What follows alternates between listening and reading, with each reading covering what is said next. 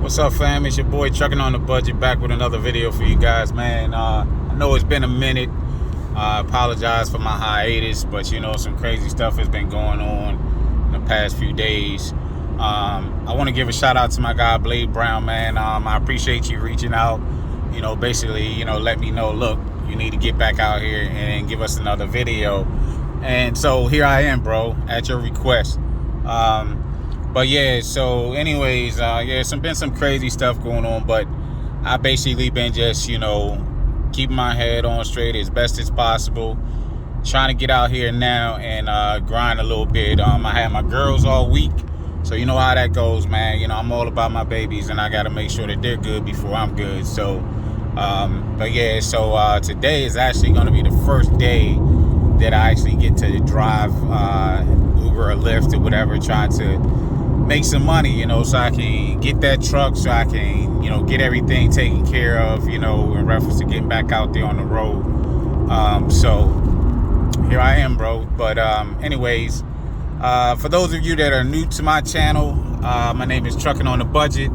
I've basically been doing this YouTube thing for about maybe, I would say, since January of this year. Just a little brief autobiography of myself. But anyways, like I said, I've been in the trucking game for, like I said, since January. Started my own authority, and basically, everything was going good. It started off a little rough. I couldn't get the things and stuff like that I needed together, but finally, once I did get things together and I finally got my first load, everything was going good until the last 4 or 5 weeks when the inevitable happened. So anyways, like I said, I've found myself being without a truck, basically, and so I'm in the process now trying to get me another truck, so I can get back out on the road. But as I was saying, though, with that being said, I'd actually been applying for loans and stuff of that nature, and sadly enough, when you apply for these loans, there are people out here who basically out to get whatever they can get from you too, and sadly that you apply for these loans to the point where it's like you think you're applying for something through one of these legitimate type lenders or something like that, but turns out it ain't nothing but a bunch of scammers trying to get your money or whatever they can get from you, your information and things like that. So anyway, that happened to me a few days ago. I'd actually applied for a loan through a company named Lending Point. And so, crazy enough, Lending Point had denied me the loan, so I was like, okay, whatever, back to the drawing board. I do what I got to do, try to get myself together and stuff. Well, one day I ended up getting a lot of times they send you like these text messages and things like that telling you, hey, you've been approved, this, that, and the other. Give us a call at this number, blah, blah, blah. So pretty much I called the number back because they said that they were Lending Point. So I called them back, and they basically said, yeah, we was looking over your application, this, that, and the other. We just wanted to let you know that you was approved for X amount of dollars. So I'm sitting there like, okay, cool. What I got to do? Then it's like, okay, we just need you to do X, Y, and Z. And I'm sitting there like, okay, thinking it sounded legit at the moment. But then something that was going on kind of made me feel uncomfortable, to the point whereas the lady I spoke to initially, and like I said, don't get me wrong, I have nothing, I mean absolutely nothing against anybody's race, any background, ethnicities, anything like that. But it made me feel uncomfortable when I was speaking to this one woman. She sounded a little Indian and whatever. But, most lenders or most people I speak to, they speak with, professionalism and things of that nature, and they don't seem to be in such a rush to, like, get you off the phone. So that was red flag number one. Second red flag is she's like, I'm going to basically, I'm going to reach out to my lead loan officer or lending officer, and I will have her get back to you. I'm going to give you this phone number. And she gave me this phone number. But the crazy thing is, when I called the number, there was a male's freaking voice on the message, but the way it sounded, it sounded generic. It didn't even sound like professional. So I was like, hold up, something ain't right. So the lady ended up calling me back. Her name was Marcia. So she calls me back. This is the lead loan officer, supposed lead loan officer, by the way. So I'm talking to her, and then she's like, yes, I've been told that, you want a loan in X amount of dollars. And we just let you know you've been approved for that loan. And what I need you to do is, basically, she wanted me to, so the crazy part is, when you apply for a loan, a lot of times they're like, okay, when you've been approved, they tell you what you've been approved for, the amount you've been approved for, and they'll let you know, okay, the funds is going to be in your account. How do you wish to receive your funds? And most people, that has direct deposit, you want to directly deposit it into your account. So with these people, we're like, well, okay, well, we'll put that money into your account in the next couple of hours. So they hung up the phone, then they called back and said, hey, we couldn't do things on our end, so we was wondering if you can do it on your end. And we're going to basically give you an account number and some other shit or whatever. And basically, I want you to call your bank and basically tell them that you're going to, put this amount in your account. I'm sitting there like, what? That don't even sound right. Like, I ain't never, in all the years that I've actually applied for a loan, I've never had that shit happen. So it made me feel uncomfortable to the point where not only did I call my credit union to let them know what was going on, I called the actual lending point phone number, because I was like, hold up. So I called lending point. Lending point was like, oh, sir, we actually, and by this time I'm actually speaking to an American woman who tells me, sir, we actually just approved your loan application some time ago or whatever. And I said, I figured that, but I was just like, the fact that I get a call from someone who was representing your company, I thought maybe, okay, maybe they had a change of heart or something. But then she told me, she said, the only reason that you were that you weren't approved is because your state does not is not one of the states that allows us to give loans to our clients, which I found that to be, I had never heard of that before either. But I said, okay, cool. So anyways, spoke to my credit union. I ended up having to close out all my accounts. I'm talking about close out my bank account, my checking and my savings account, close out my credit cards, everything, because I just had a feeling that these people were trying to come get money from me, and strangely enough, maybe even before I started, sometime last year, someone tried to take like $3,000 from me, out of my account, but fortunately enough, they weren't able to. And back then, my credit union had me then start to freeze my cards, my credit cards, my bank card, and everything, so that they couldn't do so. And so, like I said, it just made me feel uncomfortable about these people, and to find out that they were actually claiming to be representatives of Lending Point. It just goes to show you that it could be anybody representing any company, agency, whatever the case may be, just trying to get your money, trying to get your information, man. So you guys need to be careful out here, man, when it comes to these damn scammers, man. They just doing any and everything, and it's sad. Like damn, it's a good thing that they couldn't take shit from me, because I ain't had shit. But prayerfully one day I will have shit, but I just don't want something like this to happen to me or anybody that I know. So that's why I'm passing this information on, man. It's, like I said, it's been crazy times, and you think you're already dealing with some crazy shit. Like I said, trying to get back on my feet, trying to get my trucks and stuff like that, my truck back in order and all that, and then to have to deal with something like this, man, it's enough to piss you off, man. It's like, and then the crazy part too is, once I called the people back to let them know that I was on to them, the lady actually hung up on me and shit. So it's like they knew, but I'm pretty sure they may be somewhere overseas. Who knows? But hopefully I won't be dealing with them or anybody like them ever again. It just sucks that I had to change all my my information as far as my bank, because I had most of my stuff. I had that stuff by memory, knew that stuff by memory. So my accounts and everything. So just to having to learn that shit all over again, it actually sucks. But anyways, I'm headed over here to the airport trying to get my first ride as far as this Uber and Lyft shit goes.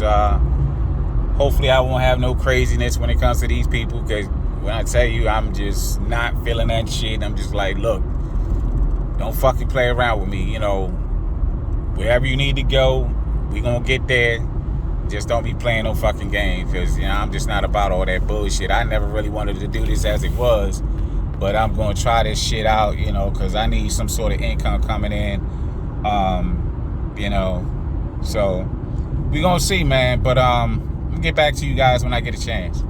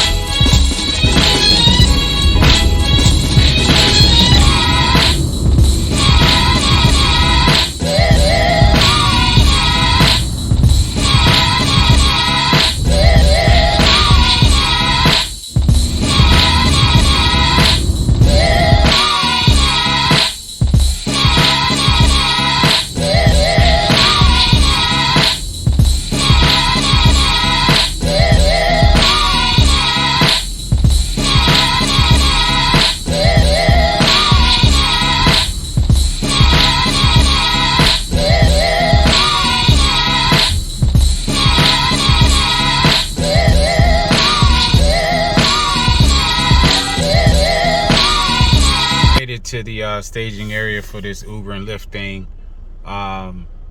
Sadly enough, I was trying to do Lyft first, but it's saying that my insurance card wasn't accepted because they couldn't read it, so I have to resubmit that. So I'm going to start out with Uber, and as you can see, like I said, they got so many drivers sitting here waiting in the staging area to go pick someone up. This is also new to me and also weird. I don't know. It's definitely going to take some getting used to. My brother, he basically was telling me that this is probably one of the better things to do, is be able to get more people.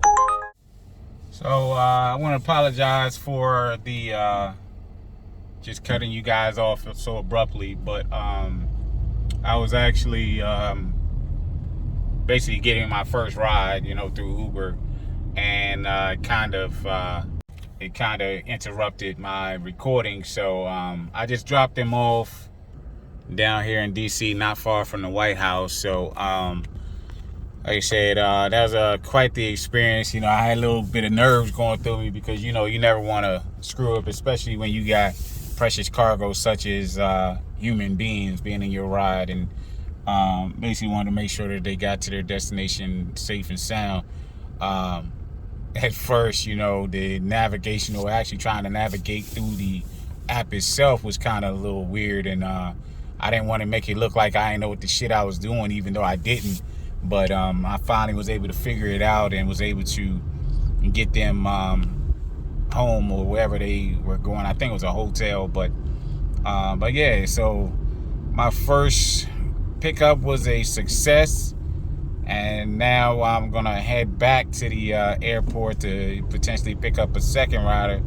I'm gonna just try that out for the time being, until I get used to things, and then I'll probably go back into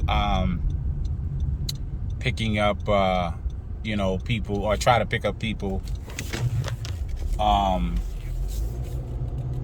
as I drive, or however you want to call it. But yeah, man, all this stuff is different. It's definitely takes some getting used to. I haven't been down in DC in a while, so it's kind of crazy being back down here. I'm out here on New York Avenue, 14th in New York, and it's a nice day. It's the July 3rd. Ironically enough, July 3rd makes, 33 years since I joined the Marine Corps in 1989, man. I can still remember that day as if it was yesterday. My recruiter was taking me from my home, took me to the airport, basically flew me down to South Carolina. Was at Charleston.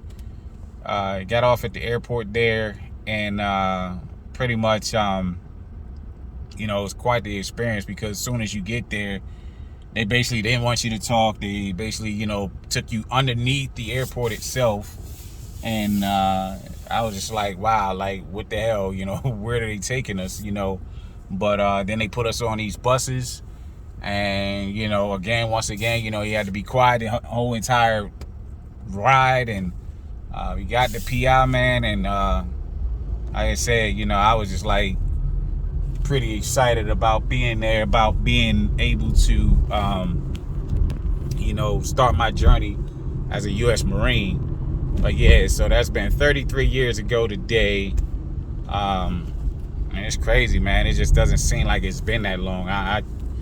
It's hard to even believe. Like, I don't even feel as old as it sounds, but it's crazy. I'm just like, damn, like 33 years ago. Like, I ain't 33 years old and shit. Like, what the fuck? So, well, I'm sorry. I'm not as old as 33 sounds. 33, time plus whatever, But anyways, yeah. So today is my first experience doing Uber, Lyft, all that good shit. We're gonna see where this Uber shit takes us, man.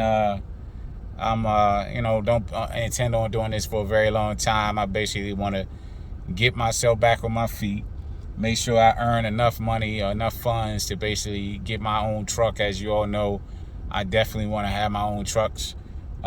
So that's what I'm working on right now. I'm working on that, and that's just been my focus, and trying not to be so down about the most current events. So, man, like I always say, man, I appreciate you guys for riding along with me. I appreciate you following my journey, and I promise you things are going to get so much better, and I'm going to end up getting everything that I've ever wanted, in this trucking industry. My daughters will one day find out, like, what it is that their dad has been up to. Yes, I was able to take them and put them inside the truck that one particular day, but I don't think they really fully understand what it is that I'm trying to accomplish with this trucking company. All they know is dad basically was like driving a truck, and even though I told them, I said, yeah, this is your company and someday it's going to be yours, I don't think they fully understand what that actually means. So, but yeah, man, day one is down, and I'm sure there's going to be the first of many rides to come, but hopefully it won't take me too long to get what I want. So, but with that being said, man, I want you to like, comment, and subscribe to my channel. I want you to share my video with all your friends, your boo-boos, your bum-buns. I want you to, like I said, man, just ride with me, man. Ride with your boy, motivate me, and we'll see where this thing goes. So until then, man, y'all be safe and keep trucking.